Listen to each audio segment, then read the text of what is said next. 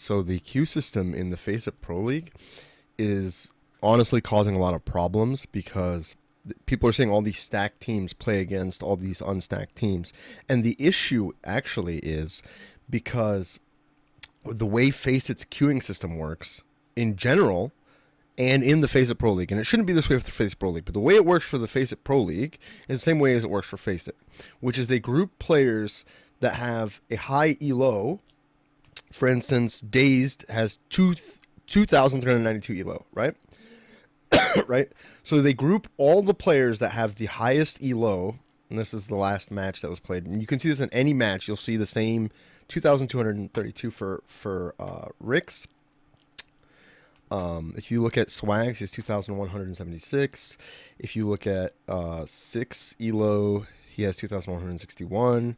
Now, if you look on the other team, if you look at, like, for instance, ZNFs, it's in the 1800s. If you look at Desi's, for instance, it's in the 1800s.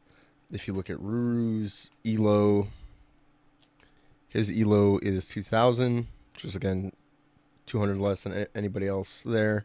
If you look at Twist elo, it's 1,800. If you look at Mo's elo, it's 1,900. If you look at, I think Jason R got grouped together with everybody else, but if you look at Jason R's elo, it's actually higher. So what Faceit basically does in their system is they group everybody who has a high elo on one team against everybody who has a lower elo on the other team, because this way, this is how the elo system can flourish, really. So if this team with low elo beats this team with high elo, then this team with low elo is basically meriting or qualifies itself to take the elo from this team, and that's how this team can ever get high enough elo. Now, if they were to make the teams balanced in elo, then no team would be able to win or lose elo based on the match, if that makes sense to you.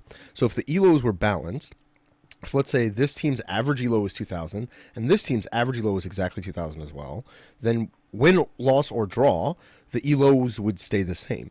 So Faceit Pro League, the issue with the algorithm in the Faceit Pro League is that it uses the elo system, which is a great system. It's a great system for the rest of Faceit. It's an amazing system for Master League and for Gold League and everything else.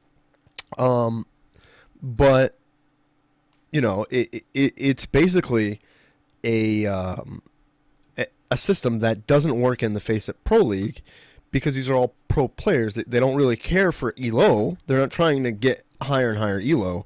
They're trying to get more league points in their league ladder, which is the Faceit Pro League. So that's the difference. That's the change that FPL should make.